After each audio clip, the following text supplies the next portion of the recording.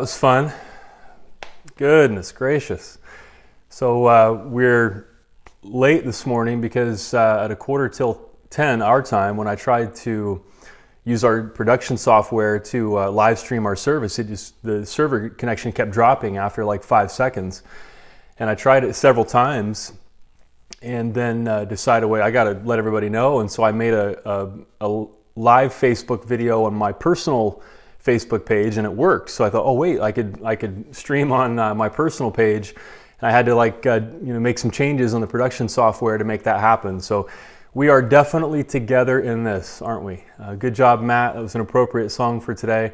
Thank you all for joining us. I see your comments here on the Facebook page, and it's good to see our church family together wherever you are. Thanks for joining us this morning. And folks will watch this later as well. We'll post this video and audio at wellchurch.org, just like we usually do. And so for folks who missed it live, they'll be able to see it again later. So thanks for being here this morning. And if you're new with us, you're our guest. If somehow you found us and you're new, kudos to you, and you want to let us know you're here, just text the word welcome to the number 480-530-7234. It'll text you back with a little digital connect card. Fill that out and tell us about yourself, and you can get more info about the Well. And today we're starting a brand new sermon series entitled Leadership. And oh, by the way, before I forget, this is a communion service today. So if you would like to participate in communion, if you can stick with us because we're running late, just grab a piece of bread and a beverage and share communion with us later. Or maybe it'll just be lunch for you. Maybe we'll just run into your lunchtime and you can just eat and drink with us during lunch. But it's a communion service today. So we're starting this new series called Leadership. And when you hear that your church is doing a series on leadership, some of you think that the only person who would be interested in a series on leadership would be a corporate shill who just walks around in cheap khakis carrying a coffee mug like Bill Lumbergh from The Office. Yeah, I'm going to need you to come in on Saturdays.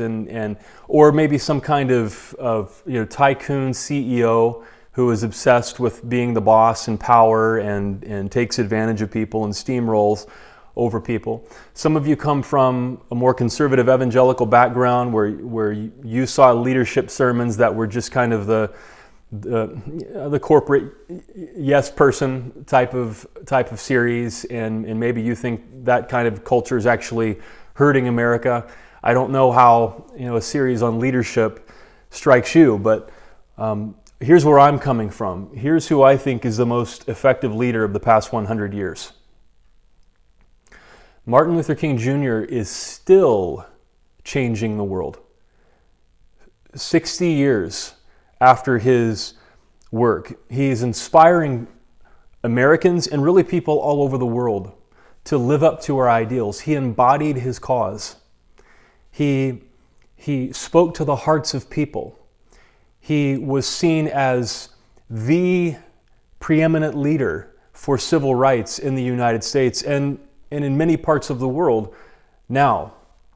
So when you think of leadership, maybe you do think of some corporate, cheap khakis guy, but that's not what we're talking about in this series. We're talking about people who have influence, people who change the world, and you don't have to just change the world to be a leader. You can change your world. You can change a world, and that makes you a leader. So throughout this series, what I am going to define leadership as is influence. The most prominent leadership coaches that I'm aware of define leadership as influence. And if you influence anybody at all, anywhere, I'm going to suggest that you are a leader. Now, of course, there are leaders who are more effective. There are leaders who have a wider influence, of course. But if you influence anybody, you are a leader. Are you a parent? You influence your kids, even if you don't feel like you do, especially if they're in online school right now or if they're teenagers. You probably don't think you have influence over your kids, but you do. So if you're a parent, you're a leader. If you interact with any other human beings, you have an influence on them. Whether you think you do or not, whether you think you're a leader and they're following you, or maybe you feel like you follow them, you are still influencing them. And you are a leader. Yes, there are leaders with wider influence, but if you have influence over anybody, and you do, you are a leader. So if you're a president, or a governor, or a boss, or a parent, or a spouse, or a pastor, or a church group leader, or a teacher, or a principal, or a business owner, or an employee, or an artist, or a mayor, a coach, a team captain, organizer, manager, team leader, human, you are a leader. You have influence over somebody, and that makes you a leader. And I know some of you, you know you're a leader, and you want to grow as a leader. You just devour any material you can that helps you grow as a leader. You have direct reports at work. You're a manager, maybe you own your own business, you're a leader in church or in some kind of social group or community group or civic group, maybe you're a public servant, and you're always looking for resources to make you a better leader. Some folks don't believe they're leaders, but they are, because everybody influences somebody. And here's the question, if you don't think you're a leader, that I want you to think about. The question isn't, are you a leader? Because you are. The question is, what kind of a leader are you? Now, let me just say this as nicely as I can. If you don't think you're a leader, you're still a leader. It's just that you could be a more effective one. Because people who don't think they're leaders just aren't very effective leaders because they think that. They're not thinking about how they're influencing other people. They're not thinking about how their lives make a difference for good or for bad. There are also folks who just kind of choose to be silent. Like you're like the peg that sticks up gets pounded back down, and they just choose to be silent. Could I suggest to you that being silent is also influential? People who are silent are influencing by their silence, whether they realize it or not. And that silence will actually reinforce whatever the status quo is. Elie Wiesel gave that famous quote, "Silence always helps the oppressor." So even people who don't think they're a leader and they're silent, I'm just neutral, I'm just above the fray, I'm not getting involved in this. No, they're still influential. They're still leaders. It's just for whatever the status quo is. So the question is, are you a leader? The question is, what kind of a leader are you? What kind of an influence are you?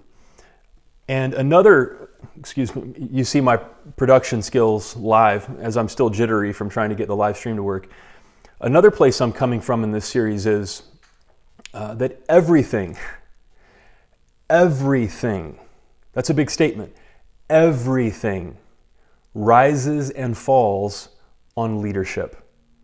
The leadership coach John Maxwell is known for saying that. Some of you have maybe heard him before in your church experience. I don't know, but everything. I agree with the quote. Everything rises and falls on leadership. Here's what that means. Everything you see that is made by humans, from your house to the coffee maker over there, to your car, to roads, to sewer systems, every product you buy, everything you see existed in the mind of a leader before it was brought into the world. A leader had to envision that and then bring people together to create that. Everything you see, everything you touch was created by a leader. Not just that, everything you think, even if you don't know you think it, was created by a leader. There are some things that we just assume to be true, and we don't even know that because we're blind to our own assumptions. And then we go through life thinking that, not knowing we think that, and then we encounter a label for that, a name for that, and then we realize, neoliberalism. Okay, I didn't realize that was a thing, but we all tend to think that way in 21st century America without even realizing we think that way, but that existed in the mind of a leader before it affected your everyday reality. Everything rises and falls on leadership. Everything that happens happens because a leader made it happen.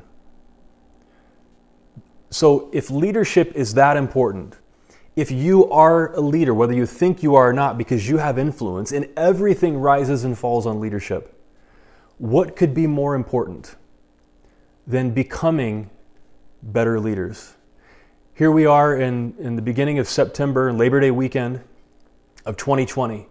Do you think leadership is important in the United States of America? We're facing a presidential election. Do you think leadership is important right now in the United States? Everything rises and falls on leadership. You have influence. The question is, what kind of leader are you? We all need to be the best leaders we can possibly be. So we want to become better leaders. Now, because leadership is influence, and because everything rises and falls on leadership, we want to stand up for what we believe. What we believe is right and good and true and beautiful. All of us want to stand up for those things as a leader, and leaders stand up for what they believe in. We saw an amazing example of that this week. A gentleman who has maybe been carrying this frustration pent up inside for a long time had the courage to stand in front of a city council meeting and stood alone and proclaimed his conviction from the core of his being about something that he really believes is important. Let's watch. First, and then Jane, and then you. Okay? I promise I won't take up too much of your time here. My name is Andrew Christensen. I live at 1212 Twin Ridge Road. Lincoln has the opportunity to be a social leader in this country. We have been casually ignoring a problem that has gotten so out of control that our children are throwing around names and words without even understanding their true meaning and treating things as though they're normal. I go into nice family restaurants and I see people throwing this name around and pretending as though everything is just fine. I'm talking about boneless chicken wings. I propose that we as a city remove the... Excuse me, I'm trying to... Yeah. Excuse me, Sure. come on. I propose that we as a city remove the name boneless wings from our menus and from our hearts. These are our reasons why. Number one, nothing about boneless chicken wings actually come from the wing of a chicken. We would be disgusted if a butcher was mislabeling their cuts of meats, but then we go around and pretending as though the breast of the chicken is its wing. Number two, boneless chicken wings are just chicken tenders, which are already boneless. I don't go to order boneless tacos. I don't go and order boneless club sandwiches. I don't ask for boneless auto repair. It's just what's expected. And then number three, we need to raise our children better. Our children are raised being afraid of having bones attached to their meat. That's where meat comes from. It grows on bones. We need to teach them that the wing of a chicken is from a chicken, and it's delicious. I propose that we rename boneless wings in the city of Lincoln. We can call them buffalo-style chicken tenders. We can call them wet tenders. We can call them saucy nugs or trash. We can take these steps and show the country that where we stand, and that we understand that we've been living a lie for far too long, and we know it because we feel it in our bones. Thank you, Andrew. An American hero, ladies and gentlemen.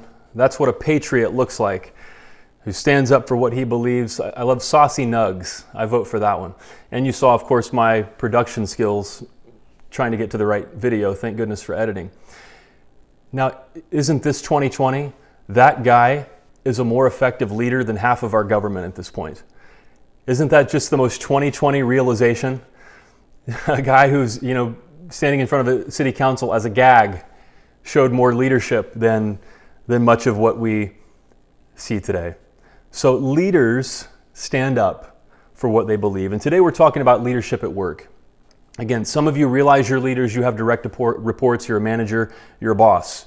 And so it has obvious relevance for you. Some of you are retired, some of you are students.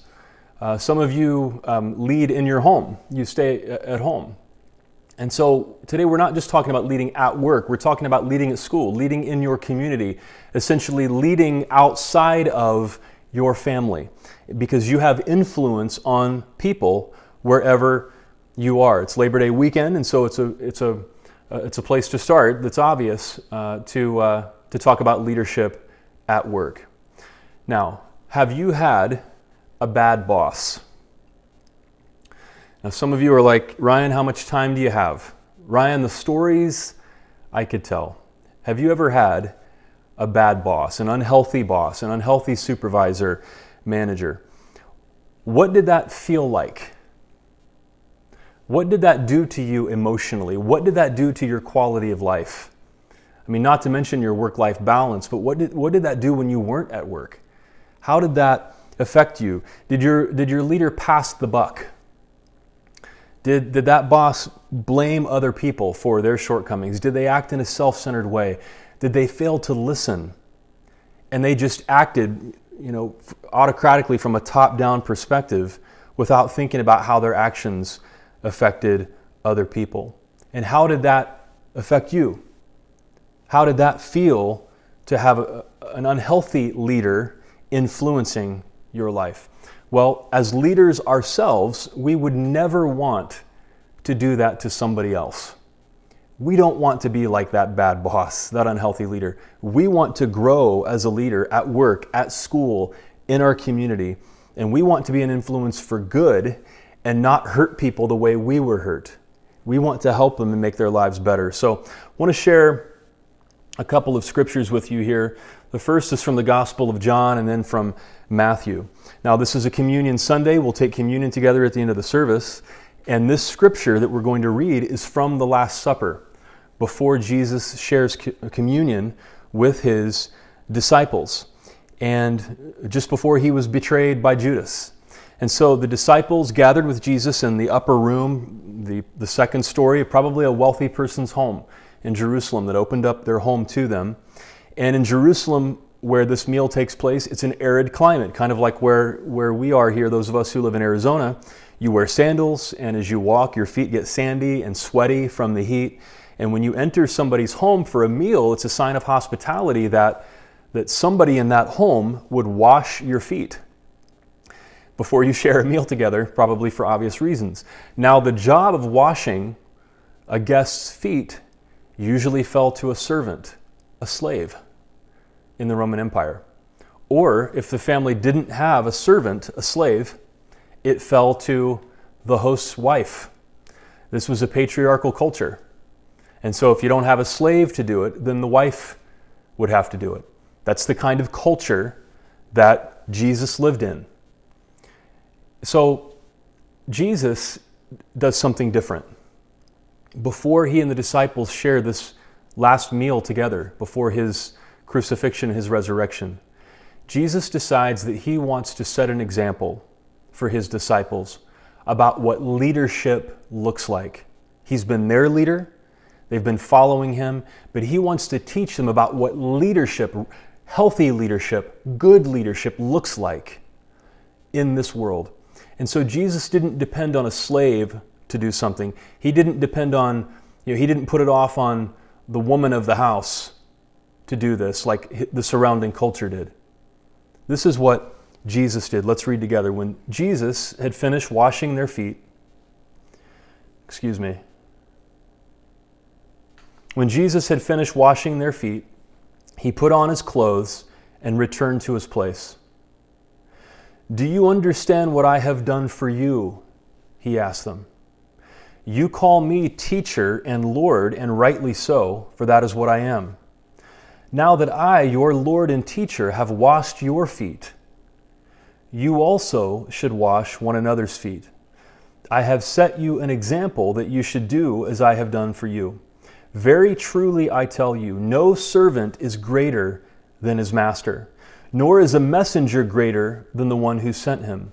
Now that you know these things, you will be blessed if you do them." So Jesus took a towel and a wash basin, and he washed his disciples' feet. He put himself in the place of a servant as their leader to show them what real leadership looks like. And then in Matthew 23, Jesus says, "The greatest among you will be your servant. For those who exalt themselves will be humbled, and those who humble themselves will be exalted. The words of Jesus about what leadership looks like. So in leadership circles, this is called servant leadership. Jesus modeled a type of leadership that is the opposite of the top-down, autocratic, authoritarian leadership that so many people believe is the way to get things done. If you want to be an influence in this world, then you exalt yourself, you puff yourself up, you brag, you take on a larger-than-life persona, you're authoritarian, you just bark out orders at people and blow up at them, and you just, it's one way, you just tell people what to do, and they're your minions, and they just do it, and they better like it, and there's no listening involved, and it's really a bully style of leadership, and Jesus says that's not what real leadership looks like. Jesus says the most effective form of leadership looks like the leader humbling themselves and putting themselves in the place of a servant and serving the people they lead. It's servant leadership. Now, in my day job, I work for a large company, and it has all the resources in the world to train leaders, to train managers, to maximize productivity, and to create a great culture. And they do pretty well overall. No company's perfect, but they do a good job. And still, though, there is a wide variety in the quality of managers in the company. And in my last position there, I had a manager named Jim. And Jim does not have the same level of education that a lot of the other managers have. He's older. He's not a beauty queen. On paper, corporate America may not assign value to Jim as a manager or as a leader the way that they would to somebody else, just based on what they look like on paper. But let me tell you something about Jim. Jim is the best manager in that department. His teams love him. When you talk to somebody on his team about Jim and you mention Jim, it's common for his employees to say, "Oh, I love him. He's awesome." He's their boss. And they'll say things like, "Well, you know Jim, he's great." He's their manager. And that's how it's common for people on his team to talk about him. Now, he's no dummy. He brings cookies and pastries to work a lot for his team to eat. So mama didn't raise no fool. I mean, he knows how to be kind to other people, but it doesn't end there. You've had bosses, I'm sure, who you dreaded meeting with. You dreaded the one-on-one in the calendar because you knew that even if you did a good job, and even if they said you did a good job, there was just going to be something. There was going to be this left hook out of nowhere, something, some nitpicking, petty thing even, to kind of bring you down. You know, have you had a boss like that where you just feel like, oh, you just don't want to talk to the person because you know something's going to happen? In one-on-ones, Jim was different than that. You would walk in and he would ask, "How you doing? How's your family?" He would ask me, how are your boys? How's your wife and how are your boys doing? And it wasn't because the notes on his screen said, "Ask Ryan how his family's doing." And he meant it. And we might converse about that for a little while, and he would share about himself, and then he would remember that and ask later. If I shared something, he would ask about it. And then he would run down through metrics and talk about the things that went well. And if I didn't do something that was up to snuff, he said, "Well, you could have done better here. What happened?" I'd say, "Well, here's what happened." "Okay, well, now we know. We can fix it."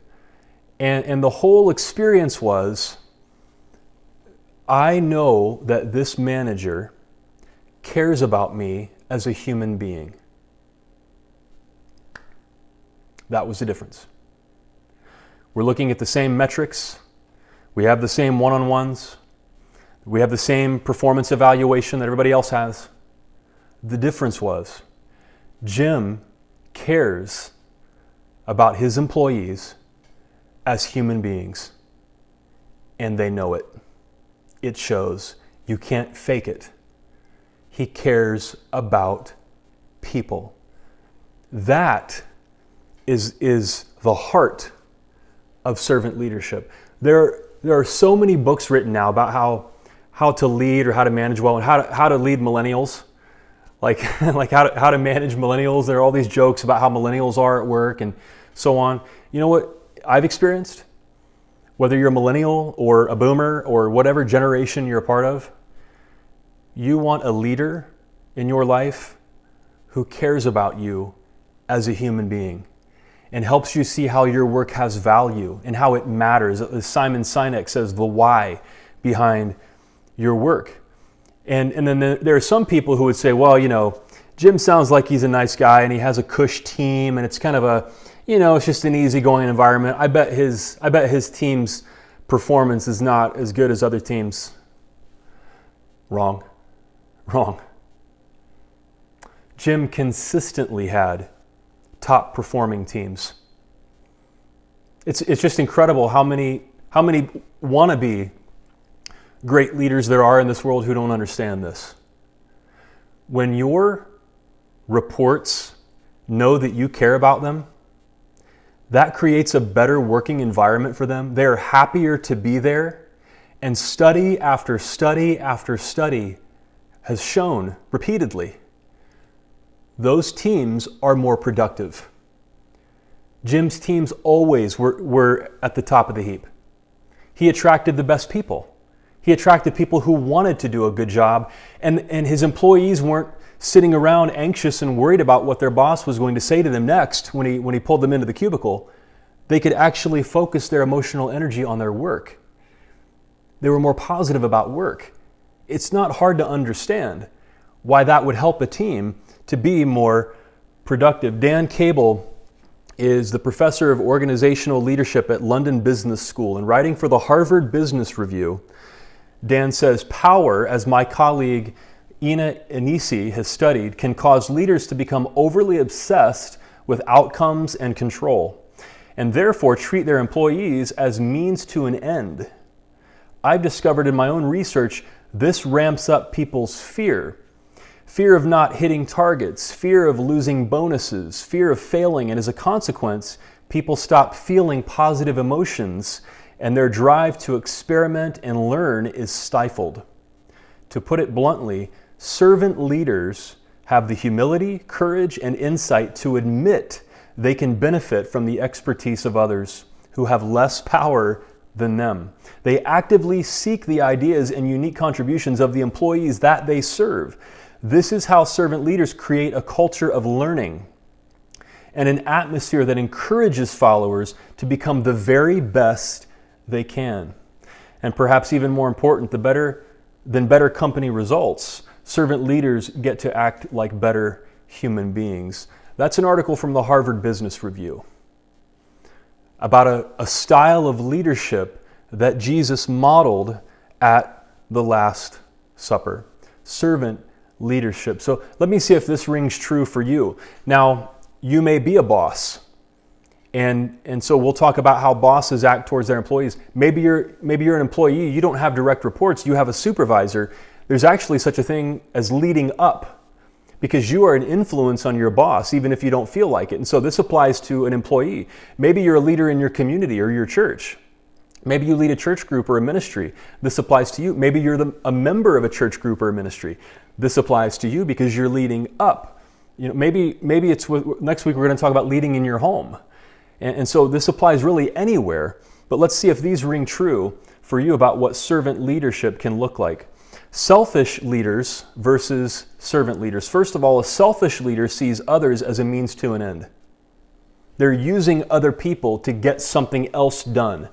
The person is just like a thing that's there to get results, to get what they want. So they use other people to get what they want. A servant leader sees others as human beings who are ends in themselves. This is a 180 night and day difference. So selfish leaders ask, how can I exploit other people? Even, of course, they may never use this language. It's just assumed that this is what leaders do. How can I get what I want? How can I enact my agenda? And I'm just going to use these people to get that. So many leaders, influential people, think that's what leadership is. You know, we're in political season. We see all these political signs on every street corner. What percentage of the people running for office do you think are running for office as a means to an end versus people who are running for office to make human beings' lives better? Oh, I know there are. I believe there are politicians with pure motives. I just wonder what the percentage is. Selfish leaders use other people as a means to an end to enact their own agenda at work. Obviously a boss could use an employee to just get ahead, make more money, exploit them. What about an employee? An employee could use their boss as a means to an end. Kind of manipulate their boss to try to, get this set up for the next promotion. Well, your boss is a human being. You care about your boss as a human being. If you're in church or if you're in a community group of some kind, are you kind of finagling to get, using people to get your agenda passed? Or do you see these are people that I can invest in, and if I make their lives better, my life will be better too. Remember in the last series when we talked about wise people or intelligent people who always work for the win-win, because that just helps everybody. So a servant leader will work for the win-win. I can make other people's lives better. I can invest in them as humans, and then I know my needs will get met too if I'm investing in people. A selfish leader asks, how can I get the most out of my employees or my boss or my friends or my church group? A servant leader asks, how can I make the lives of the people I influence better? How can I mentor? How can I share what I know? How can I listen? How can I see what other people are good at and nudge them in that direction? How can I help them to have a work-life balance and help them to be happy and lead a healthy, productive life? In your community where you're an influence, or in your church where you're an influence, do you think about how to make the lives of other people better? This is easy, isn't it, when we're just putting this off on a boss, like I wish that they were a servant leader and treated me better. It's a whole other story when we turn that around and we ask ourselves, are we servant leaders? Am I a servant leader? How much do I think about making the lives of other people better versus just angling to get whatever I want? John Wesley is the founder of the Methodist movement in the 18th century.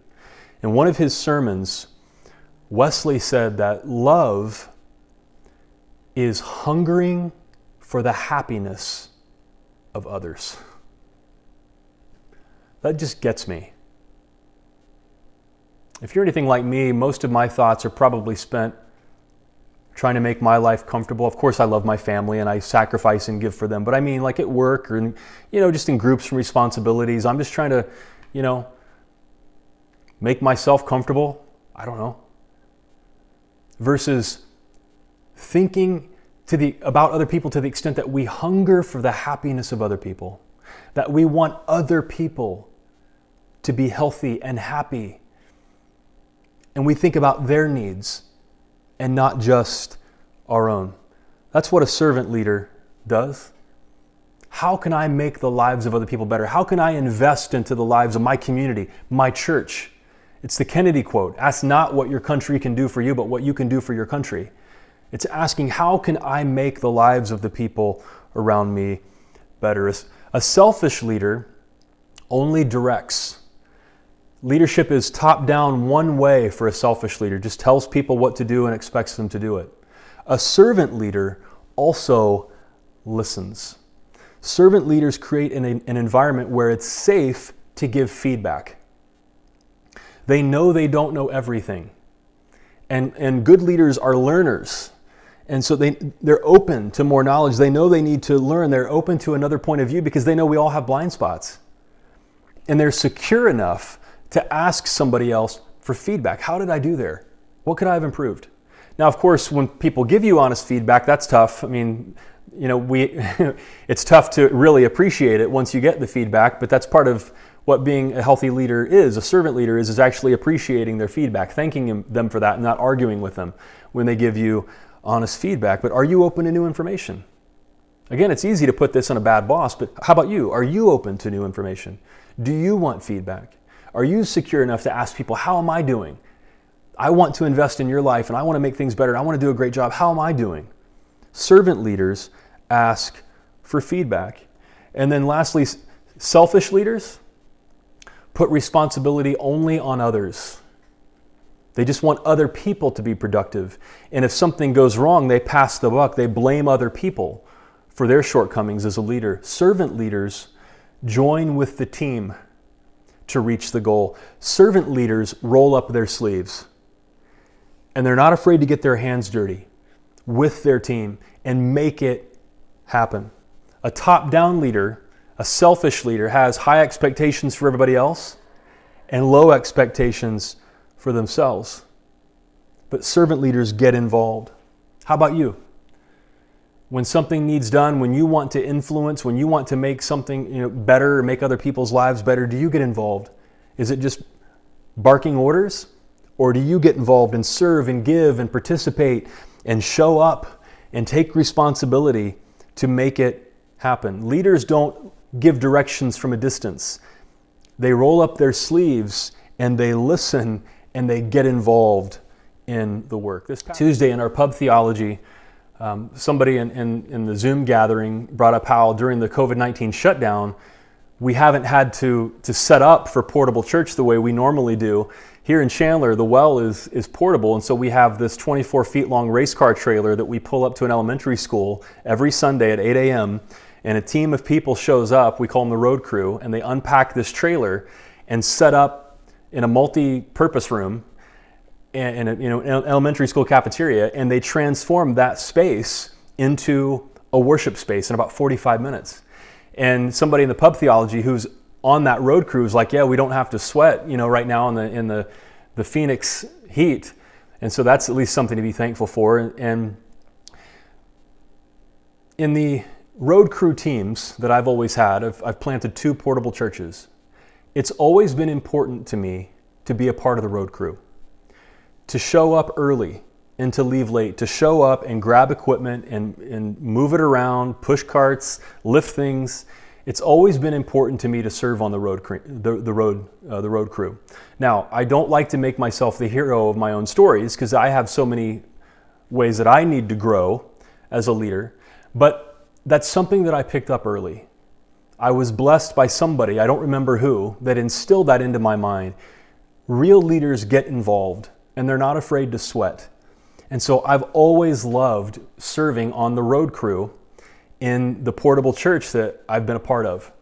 And honestly, it's one of my favorite things because there's this sense of teamwork that we're all making it happen. We're all jumping in, we're sweating, we have to towel off before the service starts. I have to change clothes and there's just this sense of we're making this happen.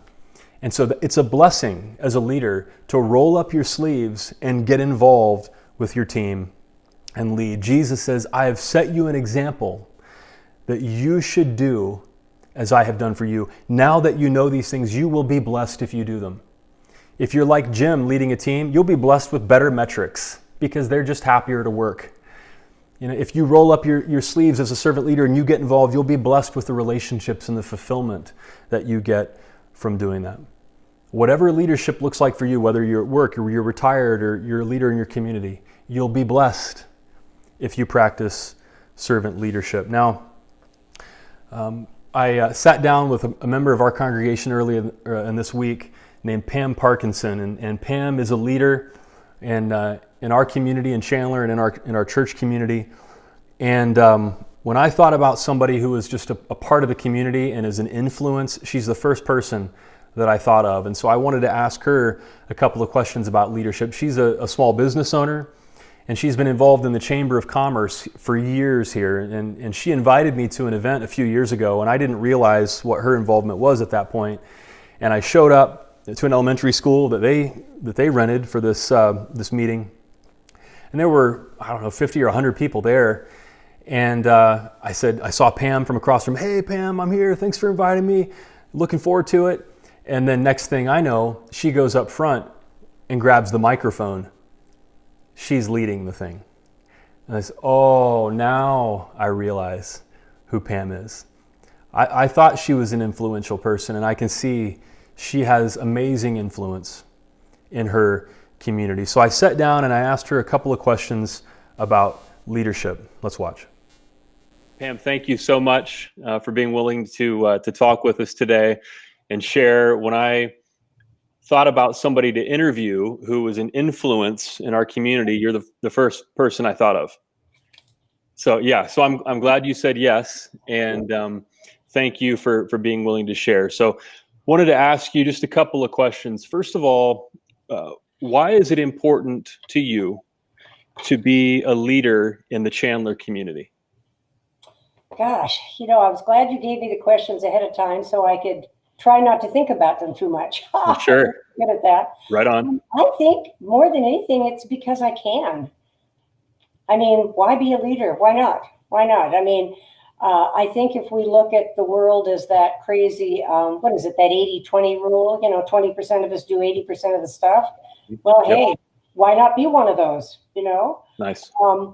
I think you brought up that I have been a member of the Chandler Chamber, and I was doing the math. I'm thinking it's almost 25 years now. And I originally joined the Chamber the Chandler Chamber because somebody said, you should join the Chamber. And I was like, okay. But more than anything, I've built relationships there. And I think for me, that's what leadership in anything is building relationships. Because who's going to follow anybody if they don't know you, like you, or trust you? And I'm thrilled to say that after 25 years there, I've met people. I've got people whose kids are now members of the Chamber. I think another thing that's kind of an important part of leadership is knowing when you're done. Because I think mentioning no elections or anything like that, but sometimes I think it's time to step down. And I think sometimes if you've been building relationships and being involved in everything, sometimes I think it's a great idea to step aside and give somebody else an opportunity to serve, because that's how I first got started. Mm-hmm. Yeah. Well, you're in high demand. That's why the phone's ringing right now. Yeah, I was just going to say, and I have a new phone, and that's some sort of notification of something that I cannot make stop. Oh, sure. Okay. There you go. I'm sorry. I should have turned that off. Oh, well. Well, that's all right. You need a different kind of leader to fix technological problems. Exactly. I mean, that's true for all of us. That's right. And you know what, Ryan? That brings me to my next point. You got to know your gifts. My gift is not technology or telephones or anything. The fact that I clicked the link and got here, I am so impressed with. And I think that's one of the things that everybody should do is know what you're good at. For example, we all have those God-given gifts. And I kind of think gifts are like muscles, use them or lose them. And one of my gifts, interestingly enough, is remembering people's names.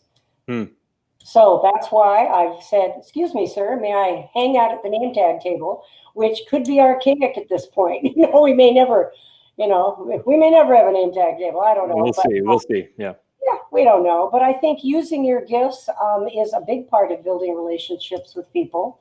Mm-hmm. Because what's the point of using something that you don't have? Yeah. Yeah. So I hear you saying being a leader is about people and relationships. Absolutely. Yeah. You mentioned something about being an includer. Like, was it the Strengths Finder test that you took? Yes, I was getting there. Yep, there's the Clifton Strength Finders test, which many of us have taken. I know there's a lot of Enneagram people here, but the Strength Finders thing kind of grabbed me by the throat. I took it once, did nothing with it, took it again, and have been working with a strength coach. And my number one strength is being an includer. Yeah.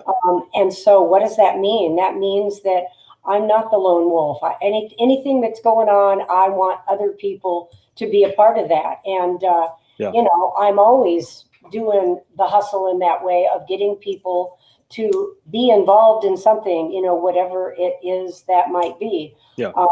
And to me, that's a big deal. I'm way more apt to say to somebody, not follow me because I'm cool and I know everything, because that would be liar, liar, pants on fire, but I'm more apt to say, hey, let's lock arms together and let's do this together. I'm not even sure what this is, but it'll be a lot more fun and we're more apt to get it done if we go after this together. Yeah. Yeah. So, and you're a business owner, but you realize you're in the people business. Oh my gosh, yes. Yeah. Oh, absolutely. Yeah. And how do I know that?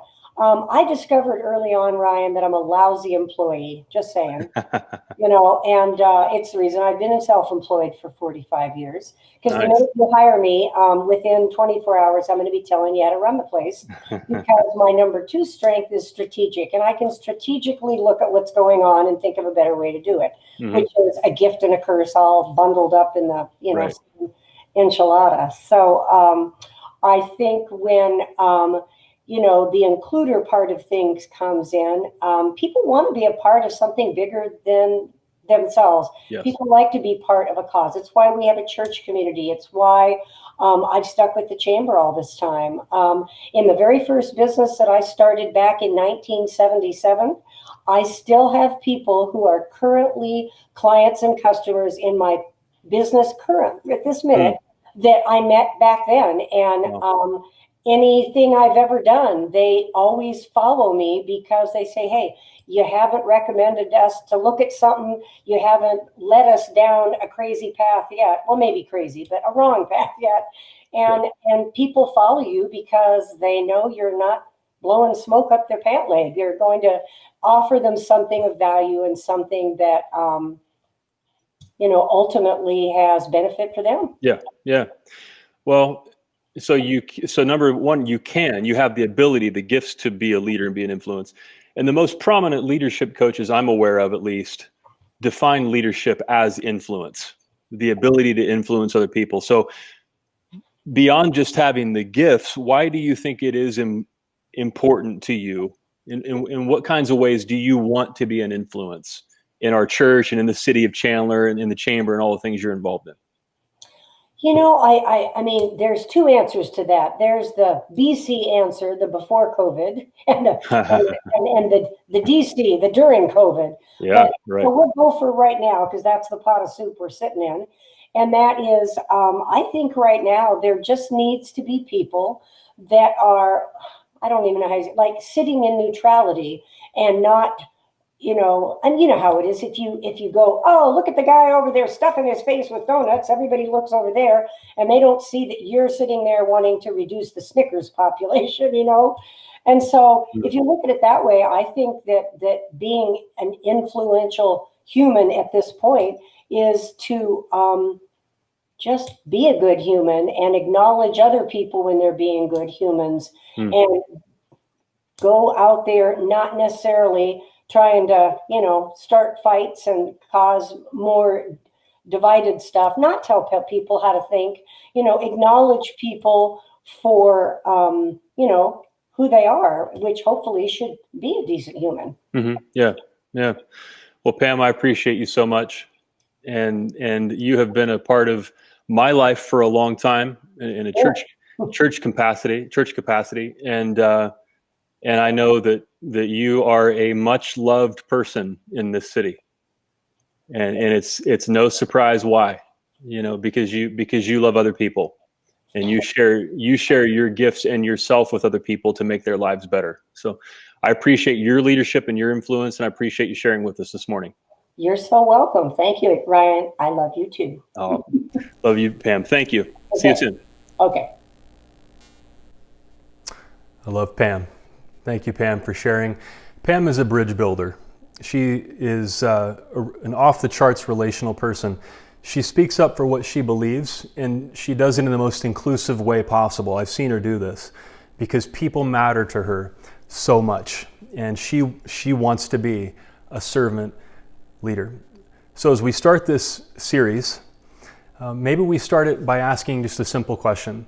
Based on what we've seen in the example of Jesus and then in the Harvard Business Review from the leadership author Dan Cable, what would the next step look like for you in servant leadership?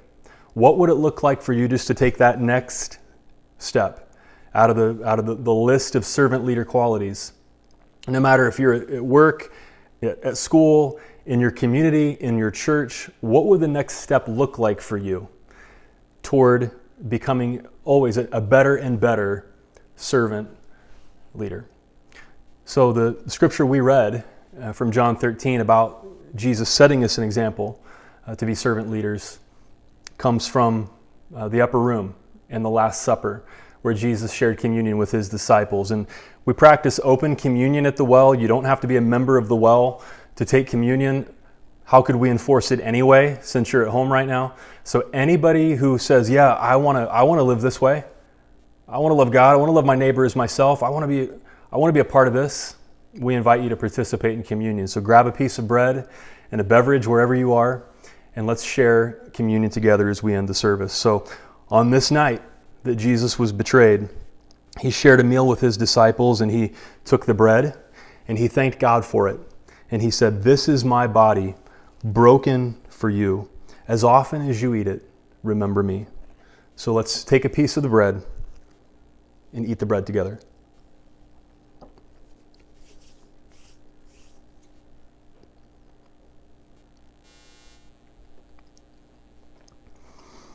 In the same way, he took the cup.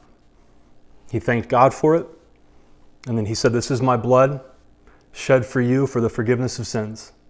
And as often as you drink it, remember me." And so let's drink from the cup. I invite you to pray with me. God, thank you for Jesus' example of what it means to be an effective leader. We find ourselves in the United States in 2020, right before a presidential election, during a pandemic, during an economic downturn, in a very divided time in which we don't know what the future holds. And as we saw earlier, everything rises and falls on leadership. From the president to governors to congresspeople, yes, but also to us as citizens, as employees, as business owners, as bosses, as artists, whatever we are, as family members. Everything rises and falls on leadership. All of us have influence over somebody. Everybody influences somebody.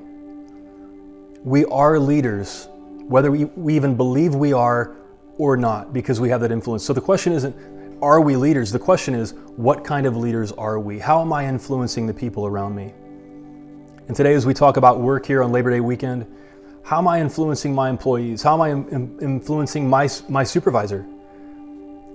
Or in your community, in your church, how am I influencing the people I lead in a group or in a ministry? How am I influencing the people that are an authority over me? How am I influencing the people around me? How am I an influence on social media? How am I an influence in my family? In coming weeks, we'll talk about leading at home and leading yourself and leading in our country. But we start by asking, what kind of a leader am I? How am I influencing the people around me? And Jesus has given us the example of servant leadership, of being willing to pick up a basin and a towel and wash other people's dirty feet, to put ourselves in the position of a servant in the ancient world, and to invest in the lives of other people and make their lives better and humble ourselves. And yes, we'll be exalted for that, because leaders are, when they humble themselves, they are exalted. Their teams are more productive. They get things done because they care about people. But that's the key. Servant leaders are the opposite of selfish leaders. They care about people and they value others as human beings, as ends in themselves. That's the kind of leadership that Jesus calls us to. We thank you that in this time in 2020, God, thank you that we have this example of what it means to be a leader. In Jesus' name. And everybody said, amen.